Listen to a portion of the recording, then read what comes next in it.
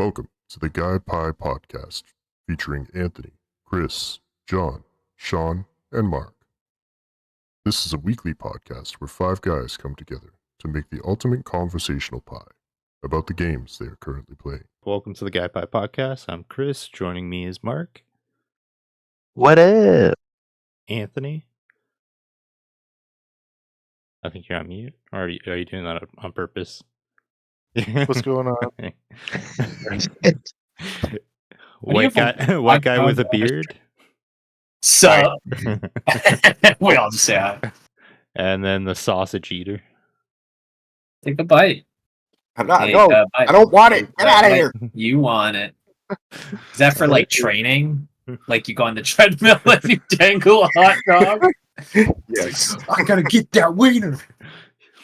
Dude, I got a big box of wieners earlier today. I dare you to swallow it without biting. Oh, Like that Yeah. one. eat guy. it like I I tied a hot dog to a stick for a gag for you guys. 2 weeks Yeah, from you'll gag. 2 weeks Yeah, from you- now, we'll get like a message. It's like, John's been hospitalized. Oh my god, what happened? He had a tragic hot dog treadmill accident. Like, you know. Get it out. All right. Have you seen Yeah, the you clip of the know. guy that inhales hot dogs and Yeah. like launches them? Fires them out. Yeah, that's what I want to Yeah. see now. He's like, and then it goes and That's launches what them. I want to see right now. All right. The best. So, before we get into the big topic, we're going to start off with John, you've been playing Dredge. Tell us about it. It's what can be best described as a survival horror fishing game. There, you can see it right there. So yeah, basically your ultimate goal is to like catch fish, sell fish, upgrade your ship. You can catch what's called aberrations of fish, which are just basically eldritch horror versions of each of the fish. The game has a really creepy, like eldritch horror vibe to it. I haven't made it too far. I played it a little bit on PC when it first came out. I'm at about the same point as I was on PC. Basically, the goal is to like just upgrade your ship, and there's little like quests you can do, and yeah, there's like a sanity meter kinda. So like if you're out too late and you get hit by like these like little cloudy things, like you can start seeing some weird shit, and weird shit starts happening. Like the higher your sanity meter, like you could start seeing like little tornadoes like coming around on the water, or little like lantern fish like coming up and biting your ship. And yeah, there's a lot of like exploration. It's pretty cool. I like all the little quests. I like the different kinds of fish. I am a big fan of fishing in games, so this game like hits pretty close to home for me. Yeah, it's phenomenal. It's free actually right now if you're upgraded PlayStation subscription. I like free. Nice. Yeah, this was I hate this was free. literally just added, right? Like 2 days Yeah. ago or something. Nice. Yeah. Nice. Sean, have you played Dredge? I have not played Dredge, Is this stuff but that catches your it looks interest? cool. Yeah. Yeah, it looks like Resident Evil with boats, you know? The Resident Evil where the main character is a boat. I mean, I like survival horror games. I like sanity meters. I have one in real life, and right now you all are reptiles, so that's pretty cool. I think, Chris, you're always a reptile, so that's okay. So my sanity might only be halfway full. But yeah, I like catching fish. Do I like catching spooky fish? I guess we'll find out. Yeah, like looking at the video that Sean was showcasing, I'm assuming that inventory system is pretty much like basically inspired from like the Resident Evil one in terms of like the management playing a big role in it. A big part of the game is actually like managing that. It's just to maximize what you can carry back to the dock and sell. Another part of it is like the puzzle aspect of that. So you'll be sailing around, you'll find like this rock that you can put a certain kind of fish in, and some fish are shaped like L's, like kind of like this. And you'll have to find a certain way to put those fish just so it fills it up completely, and then you'll get like a reward from it.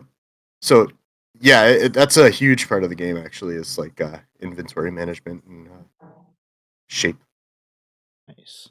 Mark, I saw your eyes light up when he said it's free on the PlayStation Premium. Are you downloading it right now?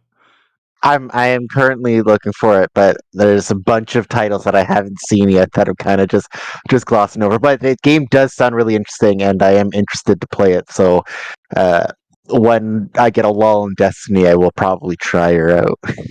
Nice. Anthony, does this do anything for you? For you audio listeners, Chris just took his shirt off. Yeah, I did. Nice 6-pack abs, you know. No, I don't think so. He was Not talking for about the me. game there, not my abs. Oh yeah. Okay, yeah. So yeah, no. Yeah, no,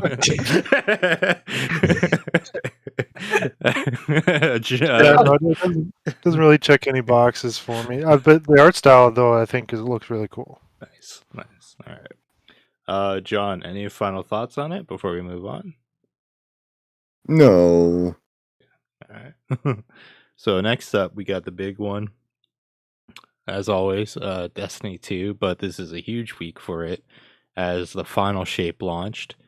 With how much there is to talk about with the game, I kind of went over with most of the guys. Well, we're waiting on you, John. So I'm just going to go over what we're going to approach with this real quick. So I've split it into 5 sections. So first we're going to go over like our thoughts on the story. Then we're going to move over to the new subclass, the Prismatic subclass. Go into the new exotics and the new legendary weapons. Talk about the new patrol destination, which is the Pale Heart, and then finish off just kind of talking about the world's first raid race that happened on Saturday, and kind of just like talk about our expectations with the new raid. I figure this way, it's easier for everybody. Like we focus on one area at a time. You don't have to worry about saying a lot and like missing some thoughts. And I feel like that way, instead of like each of us going on for like say like 8-10 minutes, we're like shuffling through for quicker bursts and stuff like that for a more like balanced conversation. So we'll start off with the story first. And since Anthony, you were the first one of us to get the clear on the story, I will let you do the honors. Yeah, it was. I mean, I was expecting it to be good, hoping for it to be good, and it was beyond expectation. It was like obviously we're staying spoiler free here. Yeah, Or- we'll stay Yeah, spoiler free. okay.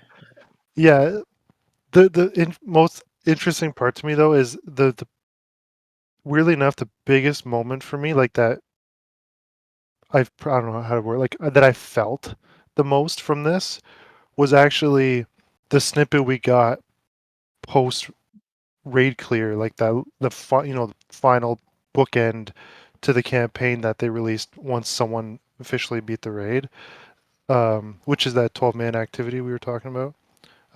You get a little more context after you beat it. It's just like I don't even know. I don't know what I was like. The new enemies, insane. Like some of them are really tough. The Strand guys, like the new subjugators, they'll mess you up. They'll mess you up real good. We did. I think all of us here did the Legend campaign. Some of the fights were pretty tough. The Witness fight in particular was I don't know. I didn't just for context the previous expansions that they've started doing Legend campaigns. I didn't do them initially. Like I just did normal. So this is technically my first Legend campaign clear at release, and it was something. It was something. I'll tell you that much. There's some great moments in there with Zavala, which we won't get too into. Some funny moments, some intense moments. Yeah, overall, I'd just say it was awesome. Like I said, it was beyond expectation. I'm just happy with it, and I'm excited to see this coming. I think tomorrow, actually, we're gonna kind of see what the next year is gonna have as far as narrative, I'm sure, or structurally, anyways. Yeah, I can't wait. Nice. Yep. Yeah. The showcase. So like we're recording this on Sunday. Tomorrow at I think 8 a.m. or 11 a.m. here, Eastern time. There'll be a showcase, like as Anthony said, just going over the future of Destiny. Since Yeah. it's kind of like up in the air. I will say something that's super cool is I think they did the best possible structure of finishing off this saga of like how the narrative of the campaign went, the building into what would happen with the raid, and then the setup of what comes after with that final mission. I feel like the way they did things, even people who don't raid get that payoff of the story. So like I think they did the right approach, trying to be a bit as vague as possible. And what's really cool is there's already like teases into like things changing. One of the big things is if you go to like the Nessus patrol destination currently, there are earthquakes going on. So like Yeah. a lot of people think that's like involved with the episode that comes out on Tuesday because that's tied to Failsafe, who is located on Nessus. So like they think something. Can I ask you something, Chris? Can I ask? I noticed when I was playing today, when I was loading in to Nessus, I think it was Nessus, I would get a black screen and it would say, "The final shape looms. 3 days till the Allied assault." Have you seen that screen? I have no idea what this is today, like after everything. Yeah, So I'm trying. genuinely. I've seen it more recently when I was doing those missions that were the lead up to it. You know the ones you were telling me about, the armor ones, the ones tied Yeah. to the ghost, because so I don't know. I don't know exactly if they just haven't updated the screen, because like when we beat this, when the story launched or when the raid launched, it was a 3-day period. So I think that was supposed to be like, because like the quest itself even had the 3 days till like the darkness thing. So I don't know if like they're waiting for a certain period after the raid ends to update that. Oh, okay. So Yeah. it's okay. Gotcha. Yeah, I've only noticed it in like patrol destinations and stories that are specifically tied to the campaign, like being the ghost ones and all that. But yeah, that's the way Anthony said earlier. The story was extremely strong. Unfortunately, I missed a decent chunk of cutscenes because of the server issues on Tuesday. Like a lot of times, I'd hit the ending of like the mission, and then they would just boom right to orbit before a cutscene could even play. But that being said, like everything I experienced was phenomenal. Great performances from everybody. Um, I think the best way to describe it is like that feeling of Avengers Endgame for me, where when you start that journey with like Iron Man 1 and it keeps building, and like all these pieces start coming together, and then you finally hit that moment of payoff. It's like they either drop the ball or they nail the landing. They absolutely nailed the landing 100%. I know yeah, Mark, you said you haven't done the mission yet. Sean, you haven't done the mission yet, but the first thing you do, definitely do that mission. Like when you get a chance. Yeah, I'll be doing that right after we're done here. Yeah. So Mark, I'll throw it to you now. What were your thoughts on the story? Listen, the moment the story started and I got to see Kate again, 10 out of 10. Doesn't matter what they did after that, 10 out of 10. It just so happens the rest of the story after that was also a lot of fun to experience and go through. I had great time going through. I was on the Legend campaign as well. It definitely had some nice difficulty to it. I can't wait to go through it again on normal and just absolutely steamroll everything and just enjoy the story more. But yeah, like every single mission had like a nice little arc to it. I liked all they really helped flesh out a lot of like the characters' personalities and stuff like that. Like as like this end time stress is really starting to way down on everybody. It was well, all the main characters that were there, like you got to see them go through all these sort of like revelations as we're going through. It was a really nice experience. I can't wait to see what the future holds for this year, and if they keep it going just like they have for this first week of their content. I'm really excited to see what this leads into. And hopefully it's even more Cade in the future because I'm his favorite hunter, and I don't I know. Said the same thing to me. Cade literally told me I was his favorite. He Okay, turned to me right in front of Crow and he said I was his favorite. So yeah, but he whispered to me after that, "Your guy's his favorite. no, You are the number one favorite." he said no matter who I say this to, you specifically are better than Mark. Yeah, but you didn't see he had his fingers crossed, and I never check the fingers. I always forget. I feel like you guys have to mud wrestle for the right to be his favorite. Listen. You're gonna do that anyway. I'm senior hunter here, so I'm the favorite. I'm the young buck, I'm new. I'm fresh. All right, Sean, what were your thoughts on the story? I really like this story. I like the atmosphere and the new destination. I thought it was really cool. I really enjoyed there was these breaks in the story. Like sometimes games go constant down your throat, but Destiny did it right. Because in between every story mission, there was like this cool hour-long segment where you would try to get back into the story and you just weren't able to. And I found that to be a lot of fun, and I really enjoyed that portion of it. So 10 out of 10 for that. But really, everybody had their moment, which was great. I will say, I think the writers leaned a little bit too hard on you thought like initially you're like, oh, the ghost is our friend, like we have a tight bond, but there was at a couple points I was like, is everybody banging their ghost? Like it was like borderline romantic between everybody's ghost and them. So we'll see what Destiny does with that. Hopefully Destiny 3 will expand on that that romantic relationship that you have with your ghost. But yeah, I really enjoyed it. And the campaign was like it was a good difficulty. I didn't really struggle too hard outside of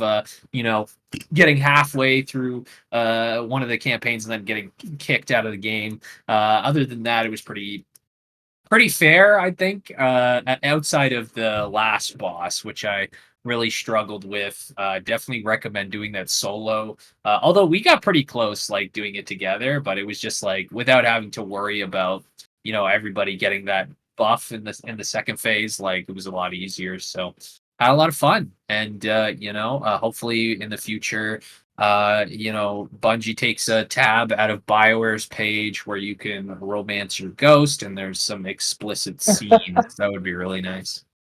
They need to, now that you say that, make an emote from the movie Ghost with Patrick Swayze, but it's just you and your ghost making the pottery and all that. The ghost in the front. Yeah. Just like, It's just scanning the pottery. You're shaping your ghost shell. it's the final shape.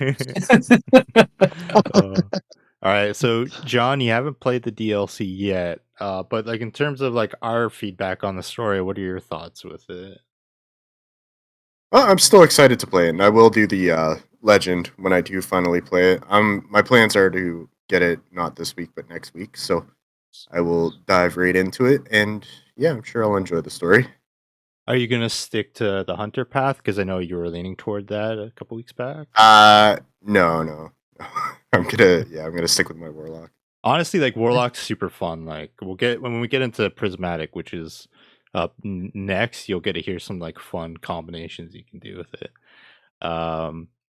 So moving on into Prismatic, I will let Sean start us off on this one. Hi everybody, I'm Sean. I had an interesting experience because like a couple weeks before Final Shape launched, I, as you all know, switched over to the better team, and now I'm officially a hunter. And I was enjoying the hunter gameplay before I got my hands on Prismatic, but I had a lot of fun. Like it really felt like I felt that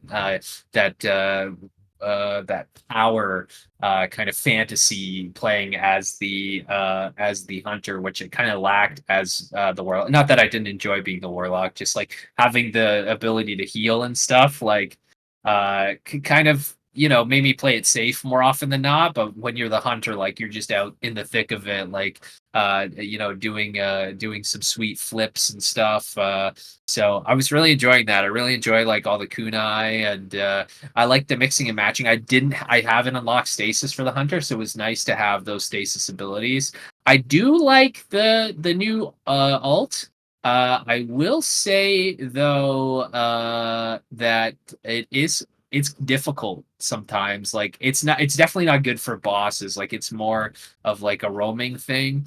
But it was difficult for the campaign specifically, especially when you get to the I forget what they're called, but the guys that like literally cancel out your super. That was kind of annoying. So I ended up switching back to like the supers you kind of use your range for. But I enjoyed it. It made me feel like Minato from Naruto. So that was pretty cool. Yeah, I don't have any complaints. I'm digging Prismatic. I like the mix and match. I think someone else was saying the other day, I don't remember who, that like I think maybe it was you, Anthony, was saying that if there is if when there's a Destiny 3, like that's what they're leaning more towards. So this is kind of like edging us towards that, being able to mix and match. My first thought is like, why did they just do that initially? Like, it's so much more fun being able to kind of like tailor it to your play instead of being like, oh, I really like this aspect of solar, so I'm just gonna go strictly solar, even though like maybe the super isn't my favorite or whatever. So, really enjoying it. And if you're not a hunter, you should be. They have the best D&D armor. They have the best Mass Effect armor. They have the best armor in general, and I've always said that. Like, I'm so mad. Why do the hunters get all the best armor? And I should have just switched then when I had that thought. Even initially, actually, when I bought Destiny 2, I got with the pre-order. I got the hunter one because I'm like, I'm gonna be a hunter. And then for some reason, I think Chris mentioned like the Gallic gun for the warlock. How it was like DBZ, and I'm like, oh, but. We all make mistakes. All right. We'll keep the hunter theme going. Mark, tell us about your thoughts with Prismatic. Well, first and foremost, I'm glad Sean finally, listened to his inner voice and accepted the true path of being a guardian, and that is being a hunter. But yeah, the prismatic subclass, I've been really enjoying it. Like I didn't really enjoy stasis when it first came out. Like there was a couple of cool things in the class, but like overall for me, just like it just wasn't part of my play style. But now getting to mix and match in there, like the hunter stasis shuriken is a really fun ability to use, and now that like I can mix and match it with like different grenades and supers, like it's a lot more viable for me to use. And yeah, like just also being able to, as you can see right there, like pair like the 1-2 punch and stuff now with some of the other abilities, especially with the prismatic, like it just enters like a whole new field. Like I'm actually motivated to start trying to learn how to make better builds and stuff like that again, especially the after yesterday. But that will be the next topic that I'll go into that more. But yeah, the new prismatic was really good. I get the same feelings as when Strand dropped.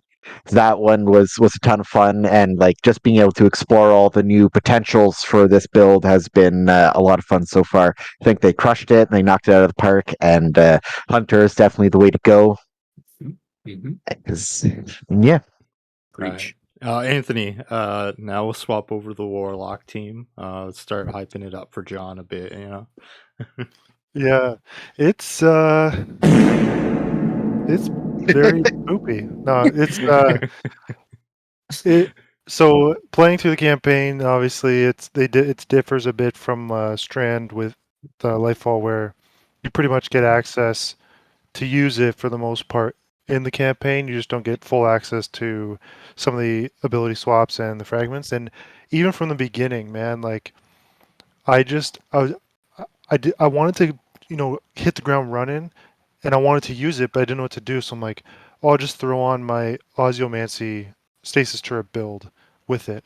Turns out that build at its core, like gear wise, just synergized extremely well, extremely easy and quick to set up. And it was like I blew through most of the campaign. The boss fights, obviously, there was challenge to them, but outside of the boss fights, I experienced very little difficulty. Um, just freezing everything, like, because, like, yeah, I'm using the turrets, but primarily nowadays I use the cold snap over the turret most of the time, where you throw it, you freeze up to like 3 or 4 targets, and when you shatter them, it then goes and freezes others, and so on and so forth. And it refunds grenade energy when you freeze targets, so it's almost like infinite cold snap grenades thrown. Anyways, that paired with the prismatic ability to go transcendent, with like the void stasis grenade, like freezing and weakening all, or does it weaken? Either way, like maybe volatile, something like that. Um, just crazy. And like it wasn't until post campaign where I think it was you, Chris, you were talking about Getaway Artist, which when you absorb an arc grenade, you get an arc buddy, which I literally have never used because I just never really came around to the arc subclass for Warlock. But I'm like, I'll give it a go. Threw it on, put on the aspect to have my solar buddy from using my class ability. So I put Phoenix Dive with an arc grenade, absorb the grenade with Getaway Artist, get an arc buddy, do my Phoenix Dive, get a solar buddy, and then I just start going crazy with the rocket sidearm and ability kills, regenning my grenades. So it's like before my arc buddy runs out, I'm able to chuck like 3, 4, 5 arc grenades, like just thunders crashing down everywhere. And then it finally buddy runs out. I just absorb it, rinse and repeat. And oh, by the way, while this is all happening, I'm getting devour on ability kills, and guess what? My buddies are abilities. So it's like just constantly health regenning, shit dying everywhere. It's like Sean was saying with the hunter gameplay, like same thing here, man. Like the power fantasy is unreal, and this is just like the beginning. Like we have, well, I'm sure we'll get into it. We have exotic class class items that are going to have 2 renditions of exotics together. So like the build crafting is going to get nutty. But outside of that, I haven't really. I did unlock most of the fragments, but I've only really messed around with like a handful of them. But so far, I'm really digging it, and the potential is just crazy. Like it's crazy that we're in week 1, and I'm already using a build that just decimates like lower level content and like has crazy good survivability and high end content. It's awesome. Yeah, like the Echo, with the Getaway Artist. Me and Anthony have similar approaches through it, but like slightly different. Like how he said he went with the Solar Buddy, I opted for instead of that, like the Bleak Watcher. So like very similar in the sense of like basically when you consume the arc grenade for your arc buddy, a like a freezing turret gets like thrown out as well in those moments, and then both of those weapons count as like grenade damage. So I'll have like things on my armor where grenade damage regenerates my class and my melee ability. So they'll just like feed into that. But and like going back to what Anthony said about Devour, not only does it heal with the one aspect, but it gives grenade energy on kills. So the arc buddy is feeding you even more grenade energy coming back. And like there are moments where I can have like 3 freezing turrets on the ground and then just like my arc buddy going ham, which like the fragments are huge as well. Like one of the things I have on is enemies affected by darkness debuffs take more damage from light abilities.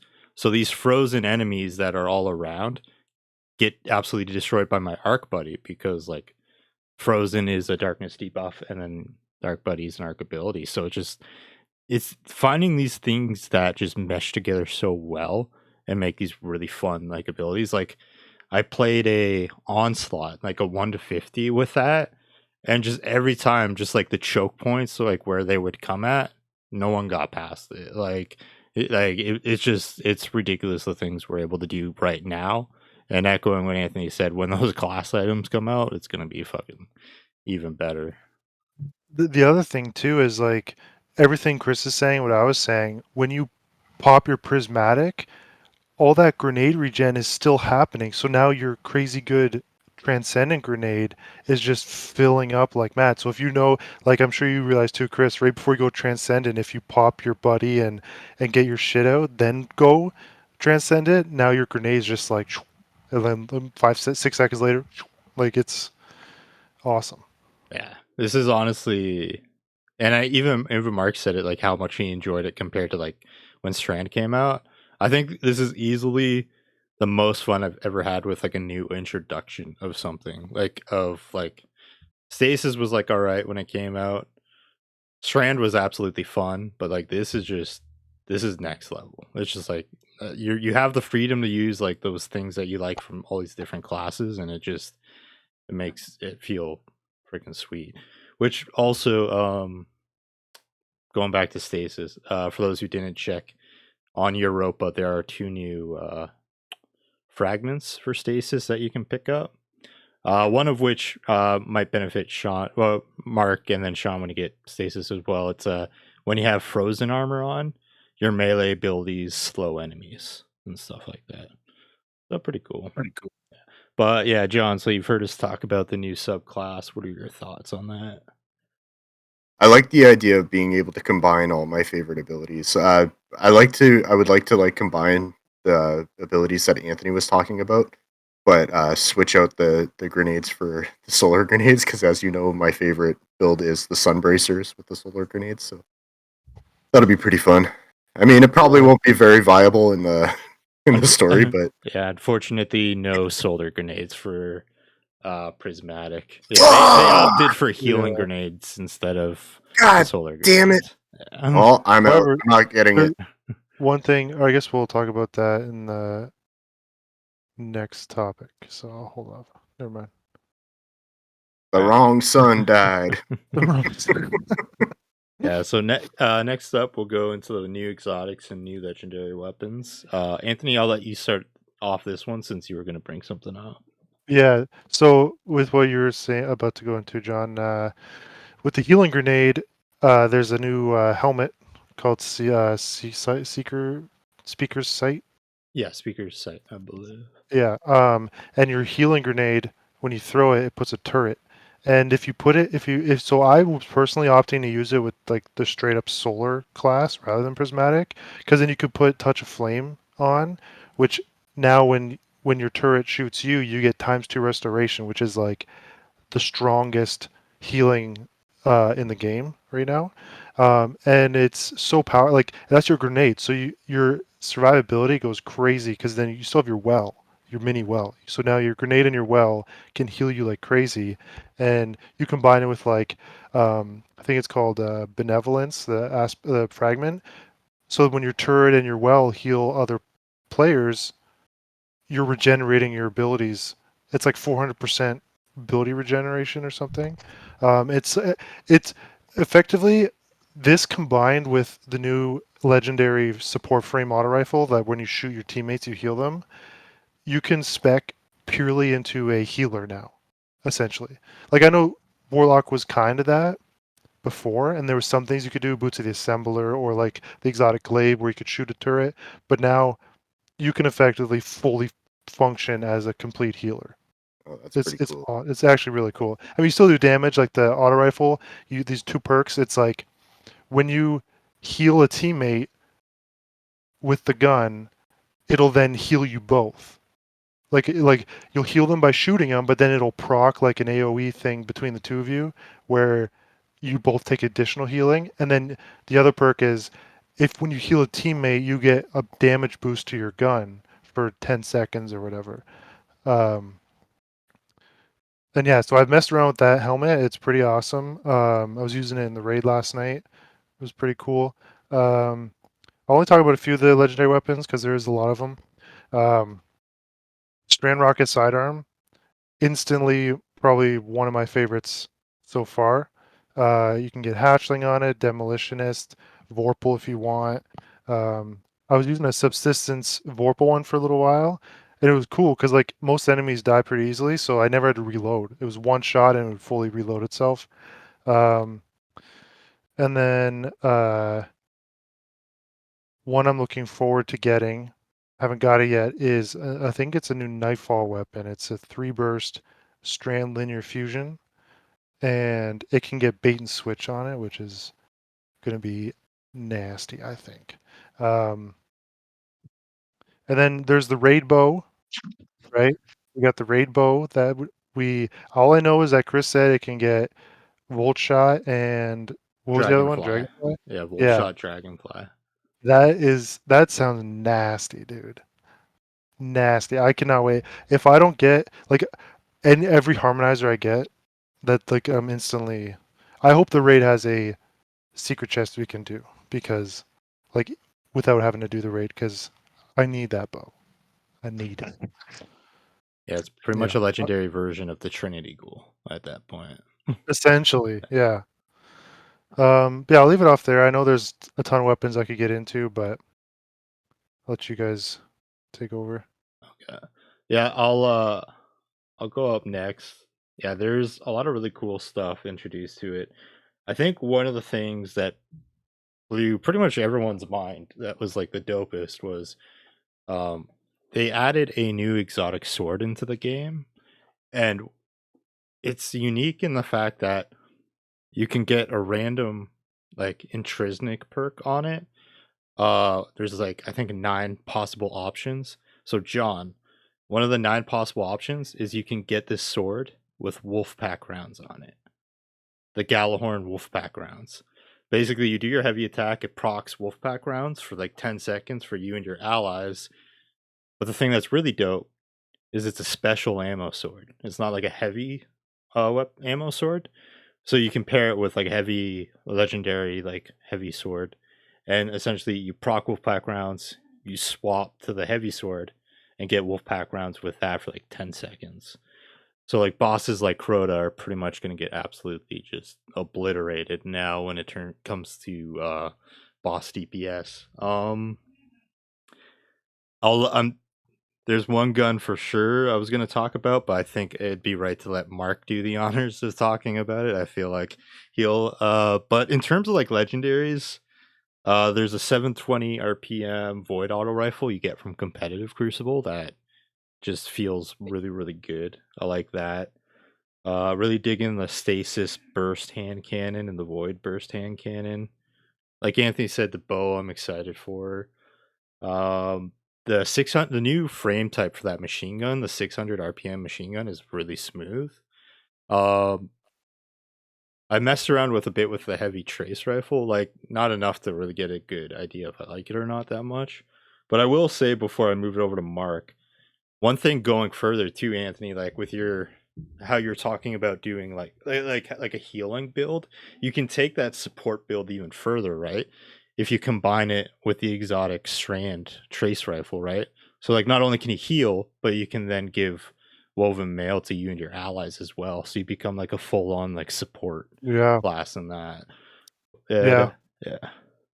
Mark, I'll let you do the honors. And what do you got to talk about? Yes. So I know exactly the weapon you're letting me talk about. It's the new exotic sniper rifle. And I was once I heard that it was essentially a golden gun sniper rifle, I was already like, you know what? I've never used snipers before. I'm gonna use the shit out of this thing. So I got to actually try it out in the raid yesterday, and holy shit! So because Hunter gets the Celestial Nighthawk, it actually works with the sniper rifle. So on regular, it's when you proc the Golden Gun Sniper, it's 3 shots, and then you can start using. Then you start going back into the regular magazine. But with the Celestial Nighthawk, it pairs it into one super shot, just like your regular Golden Gun. So basically, all the boss DPS phases, I was starting it with a Golden Gun shooting, and then I was using my sniper right away for golden gun and shooting, and like they were sometimes the sniper was actually doing more damage than my super golden gun. And not only that, it only takes like if you can get 6 headshots with it, it gives you enough energy to use the sniper golden gun again, and you can just keep that going. When we got to Oryx, I was doing my golden gun, sniper golden gun, another sniper golden gun, and almost getting a third sniper golden gun. Like if we had an extra 5 seconds, I would get 4 golden gun shots off in one time. And I think it's the first time I've ever really consistently beat Chris in DPS, which is a high point in my Destiny career right now. Yeah, like the new exotic sniper, like it's a special ammo sniper as well, so not heavy, and like I remember kidding myself up, and me and Chad were both talking about it. We kidded ourselves up like, okay, use a sniper, then I'm gonna put this on for my heavy, blah blah blah, like for more boss DPS. After the first round, I'm like, I didn't even need to take out my heavy. The sniper is so good that I didn't even need to take it. So I just put on a heavy LMG just for crowd control. And like it was a great experience. That sniper is amazing, especially if you're a hunter, because you can pair it with golden with your celestial nighthawk. Great gun. I haven't really tested out too many of the legendary weapons, but as Anthony said, the main one I did try was that new rocket pistol, and holy shit, does that thing? It's like I put it on because I thought it was a hand cannon at first. I need to get hand cannon kills. I'm starting shooting things. I'm like, holy, this thing hits like a freaking truck. I look at it and I see it's a pistol. And it's a sidearm. I'm like, what the hell is Yeah. this thing? I also didn't realize it was special ammo at first, but yeah, like that thing just shreds. It's I probably am going to actually make a build with that being in my primary slot, 'cause I usually only use like keep just like my auto rifles and SMGs and stuff like that in the first one, and then just like usually a fusion rifle or shotgun in my secondary, but definitely going to start making some new builds and trying some more stuff out. Yeah, so far I'm really liking all the new weapons. The new exotic sniper, amazing. Even the exotic sword is a lot of fun as well. All right. Sean, where are you at? What are like any exotic items, exotic weapons, legendary weapons stand out to you? No, I hate them all, to be honest. They all suck. I love the call. I used the call for the whole campaign. Like it was just fucking Yeah, me too. OP, like one-shotting everything. It made me feel like such a badass. Yeah, I don't want to reiterate anything that anyone's already talked about. I will say that for a lot of the campaign too, I used the Red Death Reformed just because playing on Legendary, it was nice to have that buffer. Like if I did need to heal, that I could just use that for healing instead of being a warlock. So yeah, I really enjoyed those two guns. I have the sniper. I used it a little bit. I still don't. I actually just logged on to Destiny to go see Zur because I still don't have the Celestial Nighthawk. But once I get that, I'm sure I'll enjoy that a lot more. All right. You've heard a lot about some stuff, John. Anything stand out to you, interest you? Oh yeah, I was just watching a video on that sword you were talking about, the Ergosum. Yeah. Oh my god, it looks phenomenal, and the fact that it runs on special ammo and it could be arc, solar, or void. Yep. Like, oh my god, I can't wait to get my hands on that. I might actually buy the game right now. Well, like the best part is with that sword is it's so easy to farm, right? Like Oh. there's two ways to get. Well, there's technically three ways. There's the quest for it itself. There's the Pathfinder system through the planet where you can get 2 a week from that. But then there's an activity that rotates through the areas in the Pale Heart that basically one day it's here, and whenever you complete that activity, you walk away with a guaranteed exotic sword. So they're very generous in letting us farm that right away. Like, and from the sound of it, the exotic class item they've said will be farmable at the very least, so that'll help us just like no life that probably for like the next little while. So next up, we're gonna go into the Pale Heart destination. I'll start us off with it for this one first. This is easily my favorite patrol area ever. One of the cool things that makes sense now that I didn't realize at the time, the entire Pale Heart is a single instance area, right? It's like a kind of like equivalent to being like if you were to load into like a strike where that whole zone is kind of like tied together or something like that. Like that's why, like, say you're in the blooming and you make progress into that activity, when you go somewhere else and come back, that's why the progress is still there. It's all completely connected. Like it's not like the other destinations where you load into a new zone and it's kind of like into its own like little server thing. Like when you're in the Pale Heart, everything's there. It's all connected, which is such a really cool concept that I would like to see. Who knows what the future holds, but like say in Destiny 3, I would love to see that concept with like all patrol areas because I think it works so well.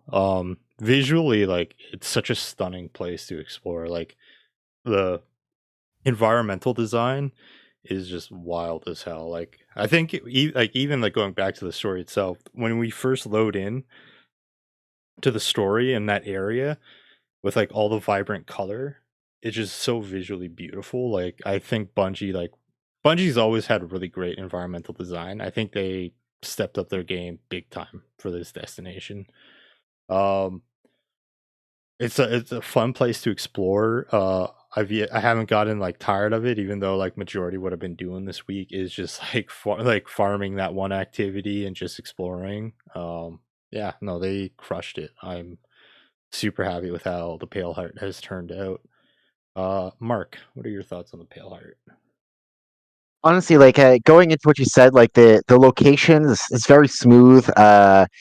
It's it's a lot of fun to just run around and explore, and like I just like how they keep while you're doing like the things, the areas are very busy because like I remember like whenever you're trying to do like if you have to do like patrols or something like that in the other areas, it's like, oh, I need to find this one enemy. Oh, there's another person here who's also doing that.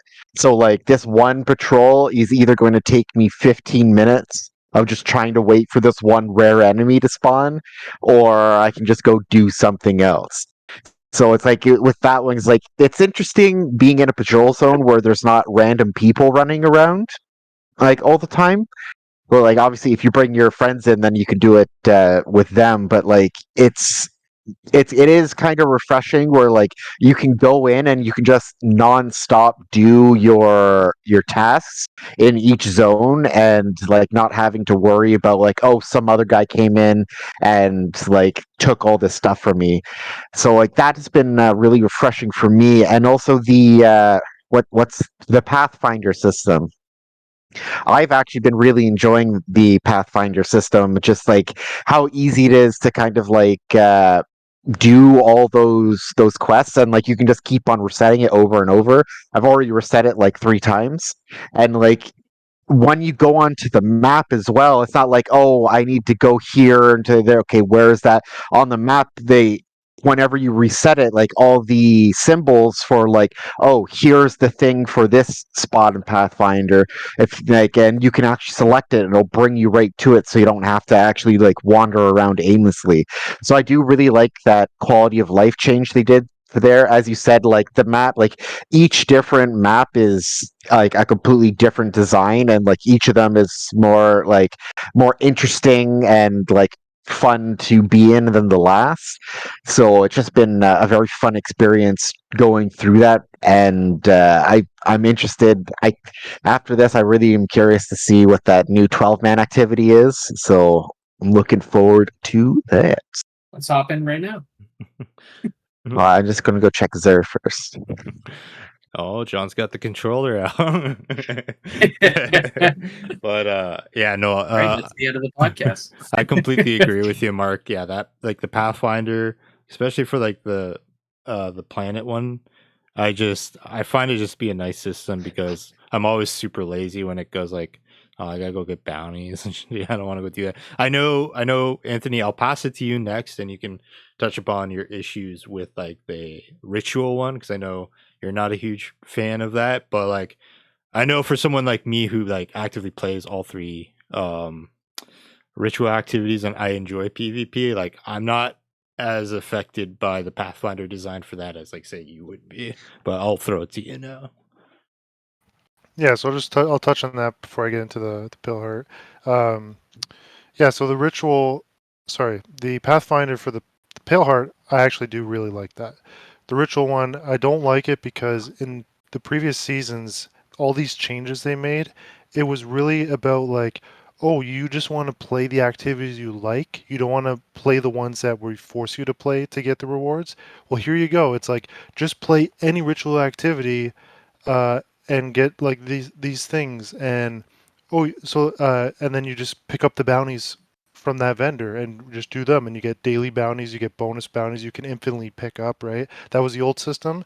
The new system is now the Pathfinder grid, and initially I thought it was gonna be like that, where it's like every node, kind of like some of them are like this, where it's like in Vanguard, Crucible, or Gambit, do this, right? Some of them are like that, but as I got more into it, I realized, oh, there's Vanguard specific, Gambit specific, and Crucible specific ones. And just today, I ran into a thing where I would not be able to get to the end in any route unless I was willing to do Gambit or Crucible, which annoys me because I only play Gambit if I'm in with friends. I don't play it solo almost ever. And then Crucible, I just don't do. Like I do maybe 3 weeks worth of Crucible in an entire season. Not 3 weeks like that many days, just like within I'll jump into Crucible like a couple times in a week for 3 of the weeks or something. Usually it might be trials because you get rep, I think, for Crucible through that when I play with you, Chris. Or sometimes I'll just be like, okay, I'll jump into Rumble and just run around and get killed just to get rep or something. But to actually have to go in there now and be like, oh, I need 10, like the one I had was 10 precision kills in Crucible, and I'm like, I don't like, yeah, I can eventually do that, but I don't like going into that with the mindset of like, I need to play this until I achieve this thing. Like if I'm gonna jump into PvP, I just want to be there and then leave. Like I don't want to be there and then at the end be like, oh, I have to come back because I'm at 8 out of 10. So I don't like it. Did found a workaround. You can load into private matches with friends, and the Crucible bounties work, or the you can do them. Like I shot Chad in the head 10 times today, and it worked. So, um, anyways, enough about that. Pale Heart, yeah, each area is very unique from the other, like different. And I love them all. Like I love the deadness and like the weirdness of like the very last area with like the hands. Um, just really cool, like that they came up with like that idea. I mean, obviously, as we know, the witness is very handsy, right? So it makes sense. Um, and then the earlier one where it's very lustrous and like pretty and stuff. The activity's great. I like Mark was saying how you load in solo or with a fire team. It's no randoms. I love that. I just that is the destination activity, similar to like Witch Queen was Wellspring, Lightfall was something I don't remember now. But yeah, this it's like I could effectively be like, oh, I want to go grind the destination activity. I can just do it solo. I don't have to load in with randoms and like worry about them getting my kills. Like I can do them, blah blah blah. Great, I love it, and you can take your time. Like you load in, you don't have to. You're not on anyone's clock, right? You're just doing your own thing, exploring, doing the activity.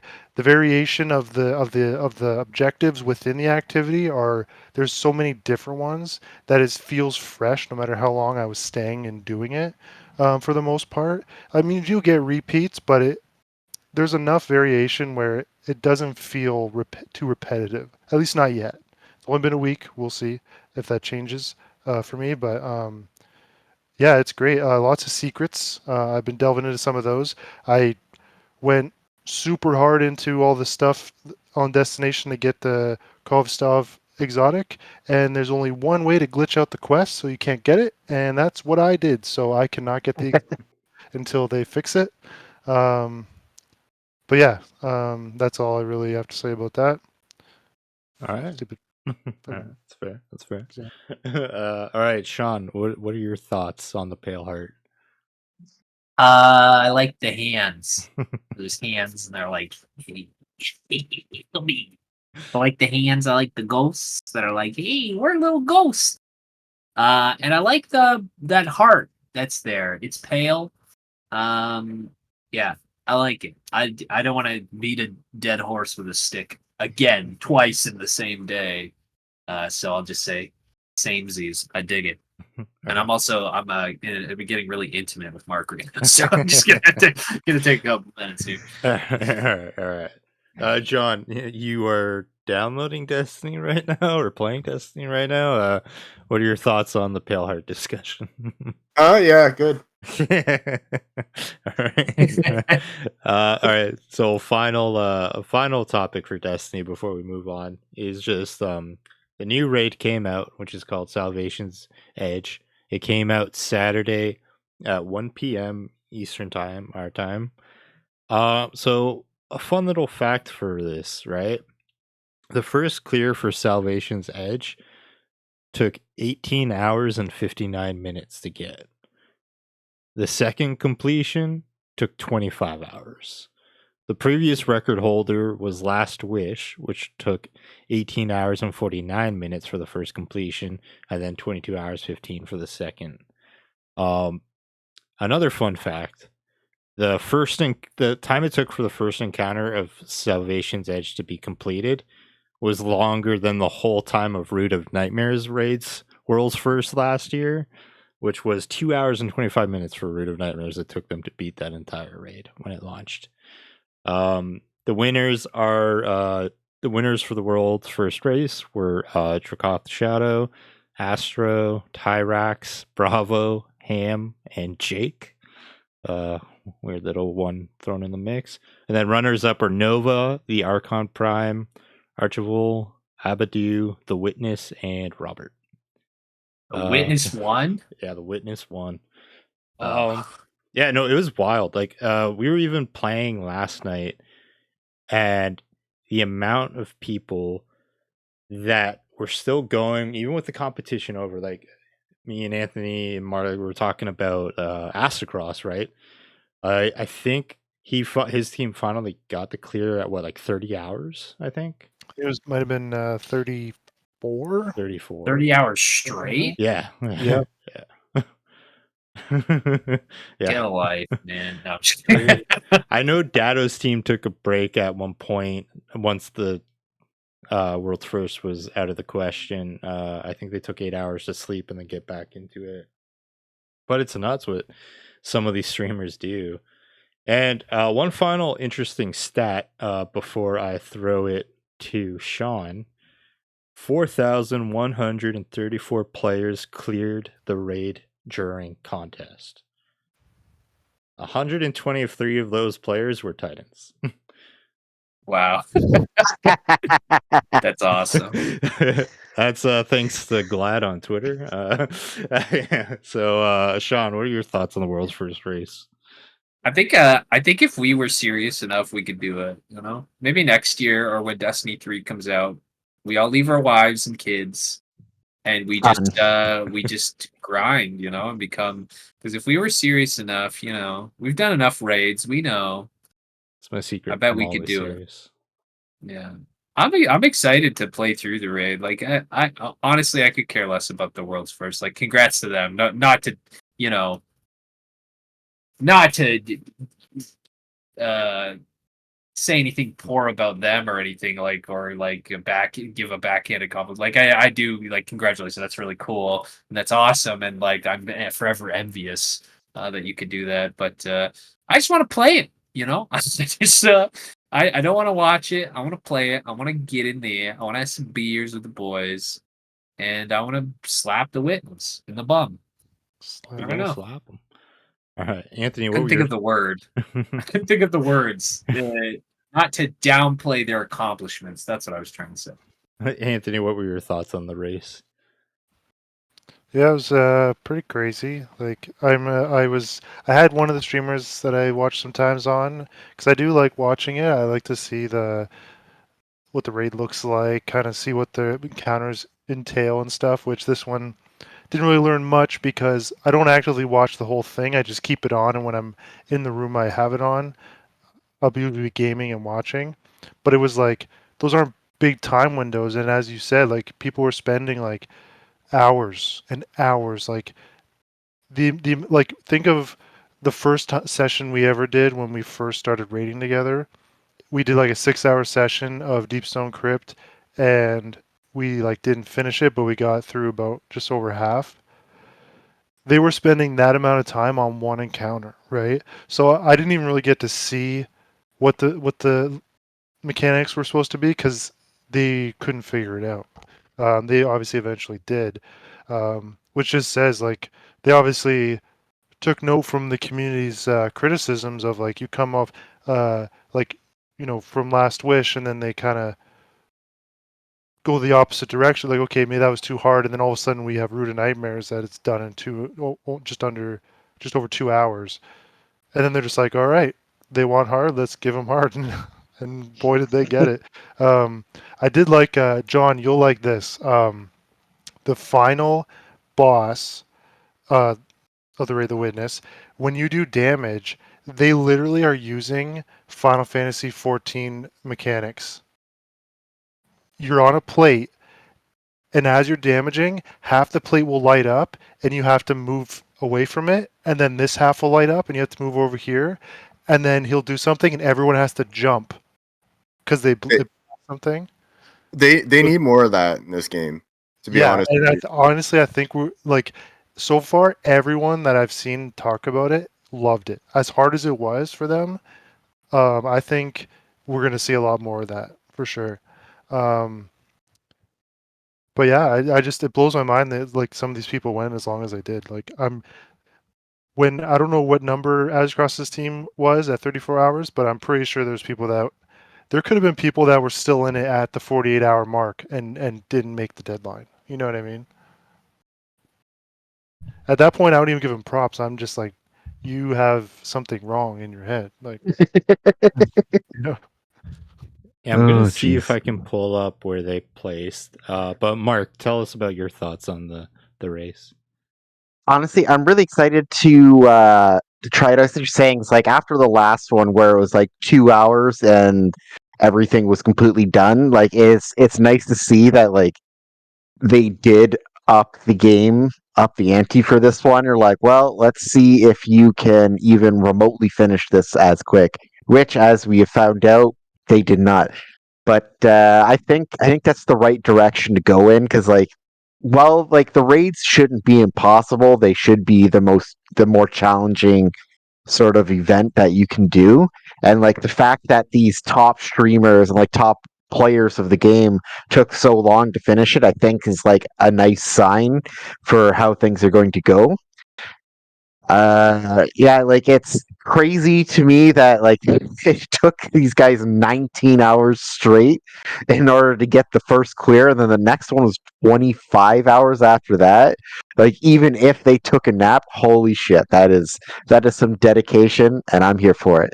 I won't watch it, but I'm here to support them and say good job, guys. Yeah, I'm excited to play it eventually with you guys and see how long it takes us to complete it.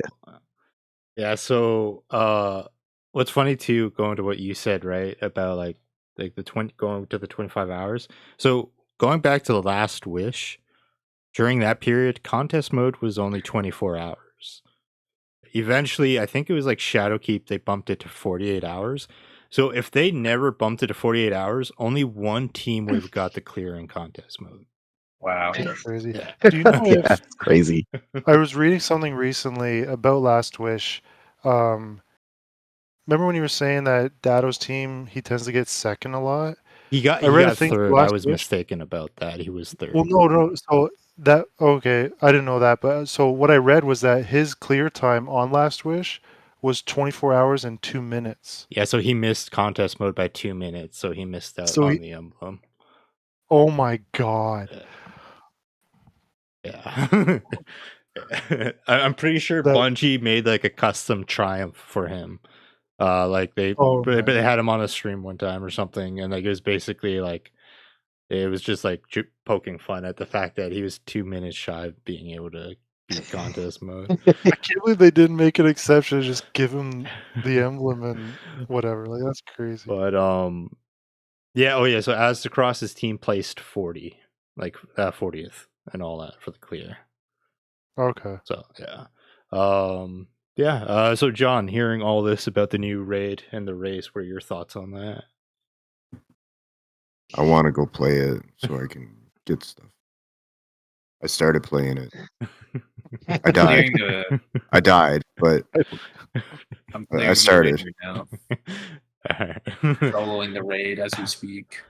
All right. Any final thoughts before we move on? No sirree, bab. The final shape is mouth shaped, so I'm gonna put it in my mouth. All right. Before we move on to the next topic, fun little thing I just noticed. We finished talking about our first topic. The recording was like 5 minutes. The recording now is an hour and 5 minutes, so we just spent a full hour on this. I'm definitely glad I went with like the whole structure thing. I think the flow was pretty good, but yeah, it ended up being a chunky one. Next A up, lot's happened. a lot has happened. Next up, Monster Hunter Now. I know Anthony and John talked about this last week, so I'm going to go to Sean first. What are your thoughts on this? Yeah, Monster Hunter Now is basically my life, my second life. Whenever I'm not doing something, I'm playing Monster Hunter Now. I'm playing it right now, actually. No hands. But yeah, I really enjoy it. Like, it's fun to have something to kind of just, if I'm on the couch, like pull it up, spend 5 minutes tapping, and then going away. It kind of makes me want to play Monster Hunter World, or at least wait for Monster Hunter Wilds to come a little bit quicker. But I'm really enjoying it. Like, I think it's a lot of fun. Gets me out of the house, gets me walking around, gets me physically fit. And yeah, like honestly, I at least like 50 or 60 times a day just click on it, and then if nothing's going on, I'll close it, and then 5 minutes later just click on it again. But the gameplay's fun. Like, it's essentially like Pokemon Go, but instead of catching the monsters, you beat the crap out of them. And I will say, like, this one seems to lean a little bit more heavily on the monetization than Pokemon Go does. Like, you have to pay for everything. Like, you have to pay for like healing, you have to pay for like things to make your circle bigger. Like, you can get them like organically, but they're kind of few and far between. Like, there is a battle pass that you can get like some of the stuff on the free side of the battle pass, but it's like levels and levels apart and stuff like that. To the point where I actually ended up buying the battle pass, and there was like a bundle I ended up buying. It's a lot of fun too. Like, it can be a struggle a little bit. I found myself that I got to a point where I had gotten my weapon leveled up all the way to the end of grade 3. And then to overgrade it to the next weapon, I need a specific item from a specific rank of monster, and I could not find that monster. So I was just kind of stuck. So what I ended up doing was cheesing it a little bit. I would go to the hunt-a-thons, which are essentially like the Pokemon Go raids, and I would just queue up, and I would let a bunch of people carry me through them, and now I have a bunch of like grade 5 weapons from doing nothing. So yeah, been really enjoying it. If you want to add me, I'm the butt hunter. I'll throw it to John next, but I know Mark definitely appreciated this, and I think this has definitely happened before. John, I believe you went to show us the battle pass, but the screen just became green and just like covered your whole like your camera. No, I was trying to show my referral code. Oh, okay, all right. just in case. Okay, all right, John. What are your thoughts? You spent more time with it now. Yeah, I literally don't put it down. Like, I will put it down, but I'll pick it up again. Just like Sean, I'm on it. I wasn't playing it while I was driving, but I went for a car ride just so I could get to some desert area, just so I could finish my quest and level up. And what is going on with Sean's screen? It's great. You don't like it? Oh, there it is. But yeah, no, it's extremely addicting. I don't find that it's more heavily monetized than Pokemon. I think Pokemon Go, it's pretty much on par. The only like the healing and stuff, you don't have to really heal that much in Pokemon. Like, you have to heal your Pokemon, but you have so many of them, right? I think it's like on par. I think it's pretty much the same, except the battle pass. There is a battle pass. I don't think that's in Pokemon Go. It is far more enjoyable than Pokemon Go. It's not just like tossing a ball. It's actually like involved combat where you can dodge.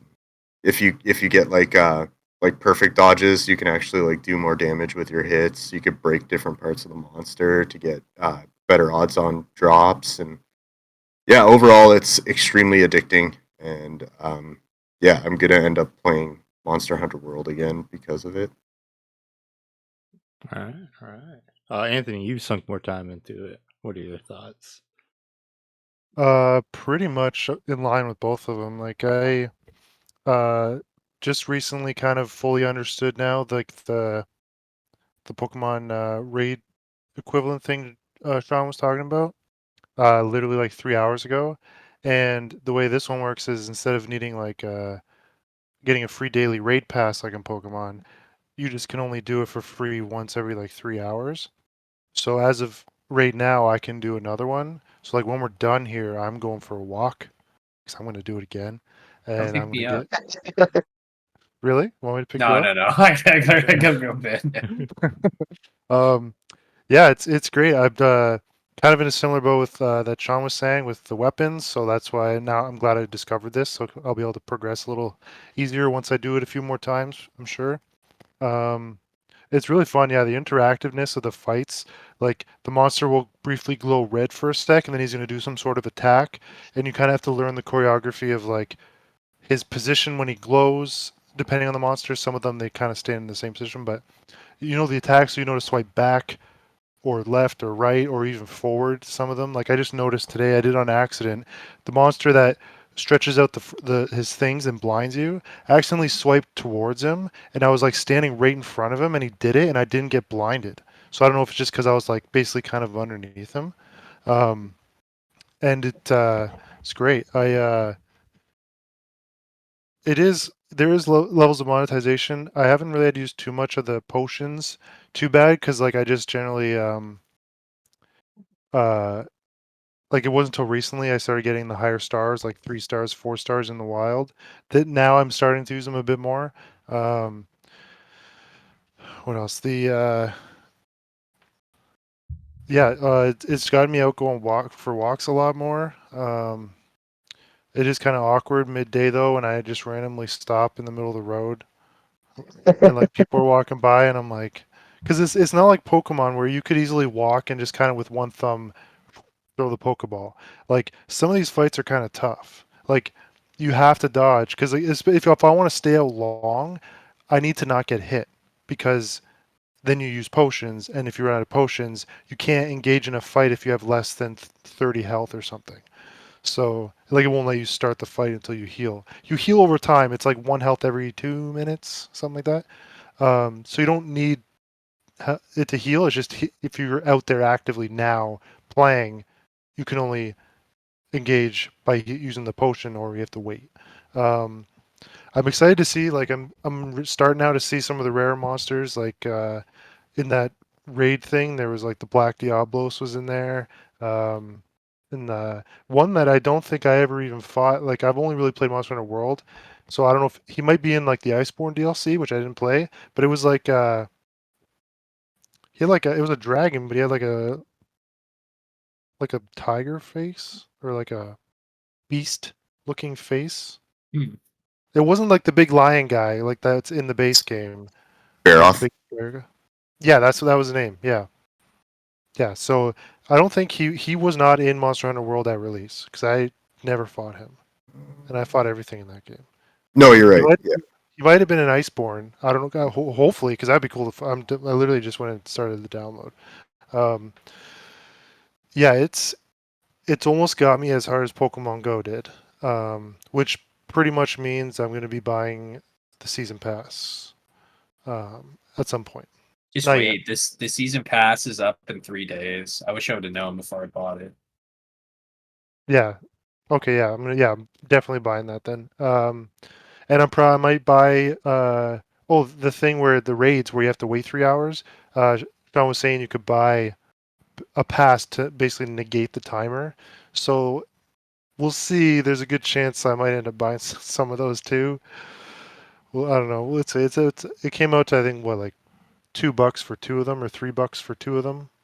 Yeah, it's not too expensive. I will say there is I don't remember what it's called because I already bought it, but there's like a bundle you can get where you get a bunch of gems and really? it's cheap. Yeah. Oh, okay, yeah, I might do that then, just so I can get some of those passes. But yeah, it's awesome, man. I love it. Put it in my Mark, is mouth. this something that would catch your eye? So when you guys start talking about, I did consider downloading it, but I had run out of my data for like my fast data for the month. So like I would only be able to play it in my apartment, and if I'm in my apartment, I'm probably going to be playing Destiny. So when I get my data back, I may download it, try it out. But it looks interesting from what they explained of it so far. It seems like it's pretty fun. Like I did really enjoy Pokemon Go when it came out. So if this is something that's like akin or better to that, I definitely will give it an honest think once I get some of my data back tomorrow, and I could actually give it an honest try because I have a lot of time at work where I could just be killing monsters while I'm machine metal. So Yeah, I'll be there's your dad. if in that scenario, what you can do is I didn't even know about this till we were at Mike's house, me and Sean, and he's like, "Oh, well, you can check the paintball thing." So you can like paint if you run into a monster out in the world, just walking around, you can click on him and paintball him, and then at any point, anywhere. So you don't have to be where he was. You could be back at home or at work, and open up the ones you paintball. Then you can just fight them. Like you can only fight that's them the cool. one time, and once you beat them, or maybe I don't know what happens if you lose. I haven't Oh, lost you it. can face them up to 3 times. So if you Oh, okay, yeah, so you can lose 3 times essentially. 3 times. Okay, so That's yeah, that's pretty cool then at least. It's like so you can just kind of go out, bookmark a bunch of monsters you want to fight while you have like a better connection and then do it there. That's a nice quality of life feature at least. Yeah, you got it. You only get 4 a day, but you can pay for more, and you get some like through different activities, like the story mode and stuff. yeah. So That makes I sense. currently have 8, so I'm assuming that's the max. I haven't used a single one yet, so I'm assuming the max. So I got 4 a day twice, and then it capped out. I didn't realize you got them a day now, so now I gotta make sure I start yeah, using at least 4. and Sorry, I want to jump in for a second. There's actually a paintball too that like does it while the game runs in the background. It'll actually paintball things that you pass by. yeah, it's just the Palico paintball. So your Do you have Palico to like? paintballs too. You would probably so I should probably go in the settings and allow the app Adventure to Sync. use my location when I'm not using it. Yeah. Okay, yeah, I'll do that.